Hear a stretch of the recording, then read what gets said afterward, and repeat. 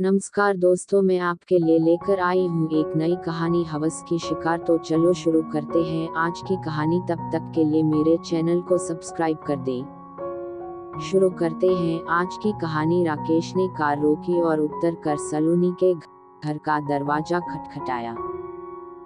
सलोनी ने दरवाजा खोलते ही कहा, नमस्ते जीजाजी।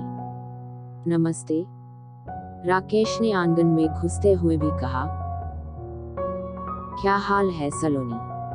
बस आपका ही ख्याल दिल में है, मुस्कुराते हुए सलोनी ने कहा। कमरे में आकर एक कुर्सी पर बैठते हुए राकेश ने पूछा, मामी जी दिखाई नहीं दे रही हैं, कहीं गई हैं क्या? कल पास के एक गांव में गई थी, वे 1 घंटे में आ जाएंगी। कुछ देर पहले माँ का फोन आया था। आप बैठो, तब तक मैं आपके लिए चाय बना देती हूँ। राजन तो स्कूल गया होगा। हाँ, वह भी 2 बजे तक आ जाएगा, कहते हुए सलोनी जाने लगी। सुनो सलोनी। हाँ, कहो, सलोनी ने राकेश की तरफ देखते हुए कहा। राकेश ने उठकर सलोनी को अपनी बाहों में भरकर चूम लिया। सलोनी ने कोई विरोध नहीं किया। कुछ देर बाद वह रसोई में चाय बनाने चली गई। राकेश खुशी के मारे कुर्सी पर बैठ गया।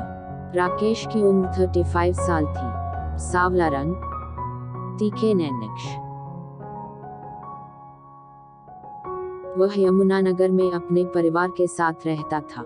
उसके परिवार में पत्नी बबीता, 2 बेटे 8 साला राजू और 5 साला दीपू थे। राकेश प्रॉपर्टी डीलर था। सलोनी बबीता के दूर के रिश्ते के मामा की बेटी थी।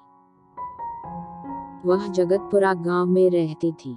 उसके पिताजी की 2 साल पहले खेत में सांप के काटने से मौत हो गई थी। परिवार में माँ और छोटा भाई राजन थे। राजन जमात में पढ़ रहा था। गांव में उनकी जमीन थी, फसल से ठीक ठाक गुजारा हो रहा था। सलोनी को पता भी न चला कि कब राकेश उसके प्रति खींच गया था।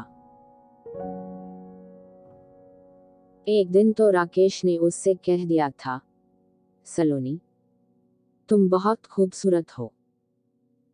तुम्हारी आंखें देखकर मुझे नशा हो जाता है। दिल करता है कि हर समय तुम्हें अपने साथ रखूं। मुझे अपने साथ रखोगे तो बबीता दीदी को कब टाइम दोगे? उसे तो कई साल से टाइम दे रहा हूँ। तुम मेरी जिंदगी में देर से आई हो। अगर पहले आती तो अपना बना लेता। बहुत अच्छे सपने देखते हो आप। मैं इस सपने को सच करना चाहता हूँ। कैसे? यही तो समझ में नहीं आ रहा है अभी। इसके बाद सलोनी भी राकेश की ओर खींचती चली गई। वह देखती थी कि राकेश की बहुत बड़ी कोठियां हैं, 2 कारें हैं, धन दौलत की कमी नहीं है। बबीता तो सीधी सादी है। वह घर में ही रहना ज्यादा पसंद करती है। अगर वह बबीता की जगह पर होती तो राकेश के साथ खूब घूमती फिरती और ऐश करती। राकेश जब चंडीगढ़ जाता तो सलोनी के साथ कभी भी राजन को भी साथ ले जाता था। जब राजन साथ होता तो वे केवल घूमते फिरते व खरीदारी करते थे। जब कभी राकेश अकेली सलोनी को लेकर चंडीगढ़ जाता तो वे दोनों किसी छोटे होटल में कुछ घंटे के लिए रुकते थे। वहां राकेश उससे जिस्मानी रिश्ता बनाता। इसके बाद सलोनी को कुछ खरीदारी कराता और शाम तक वे वापस लौट आते।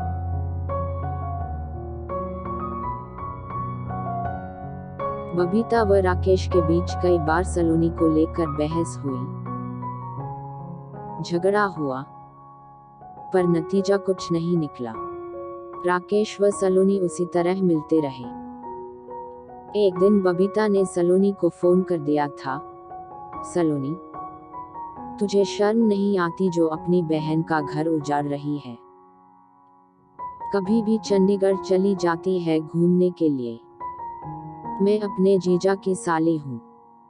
साली आधी घरवाली होती है। आधी घरवाली जीजा के साथ नहीं जाएगी तो फिर किसके साथ जाएगी? आधी नहीं, तू तो पूरी घरवाली बनने की सोच रही है। दीदी, मेरी ऐसी किस्मत कहाँ। और हाँ, मैं जीजाजी को बुलाने नहीं जाती, वे ही आते हैं मेरे पास। तुम उनको रोक लो ना, सलोनी ने कहा था।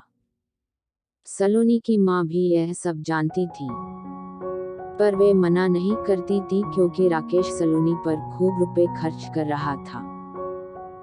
सलोनी कमरे में चाय व खाने का कुछ सामान लेकर लौटी। चाय पीते हुए राकेश ने कहा, चंडीगढ़ जा रहा हूँ, एक पार्टी से बात करनी है। मैंने सोचा कि तुम्हें भी अपने साथ ले चलूं।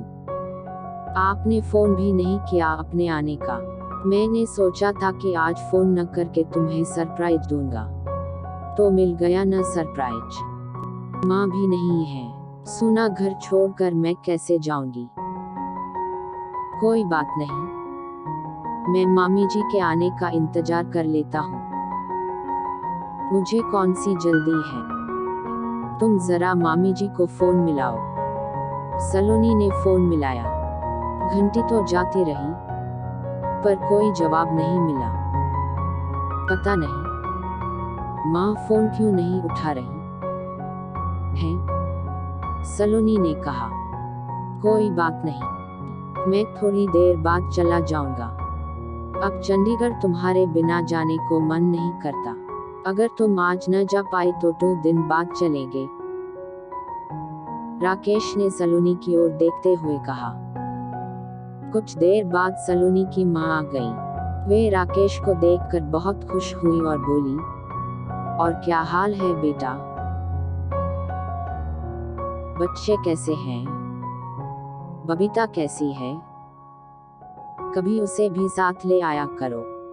वह तो कहीं आना जाना ही पसंद नहीं करती मामी जी। पता नहीं कैसी आदत है बबीता की, कहकर मामी ने मुंह बिचकाया। मामी जी, मैं चंडीगढ़ जा रहा हूँ, सलोनी को भी साथ ले जा रहा हूँ। ठीक है बेटा, शाम को जल्दी आ जाना। सलोनी तुम्हारी बहुत तारीफ करती है कि मेरे जीजाजी बहुत अच्छे हैं, वे मेरा बहुत ध्यान रखते हैं। सलोनी भी तो किसी से कम नहीं है, राकेश ने मुस्कुरा कर कहा। कुछ देर बाद राकेश सलोनी के साथ चंडीगढ़ पहुंच गया। एक होटल में कुछ घंटे मस्ती करने के बाद वे रोज गार्डन और उसके बाद झील पहुंच गए। शाम हो चुकी है, वापस नहीं चलना है क्या, सलोनी ने झील के किनारे बैठे हुए कहा। जाने का मन नहीं कर रहा है। क्या सारी रात यहीं बैठे रहोगे, सलोनी के साथ तो मैं कहीं भी सारी उम्र रह सकता हूँ। बबीता दीदी से यह सब कहकर देखना, उसका नाम लेकर क्यों मजा खराब करती हो। सोचता हूँ कि मैं हमेशा के लिए उसे रास्ते से हटवा दूँ। दूसरा रास्ता है कि उससे तलाक ले लूँ,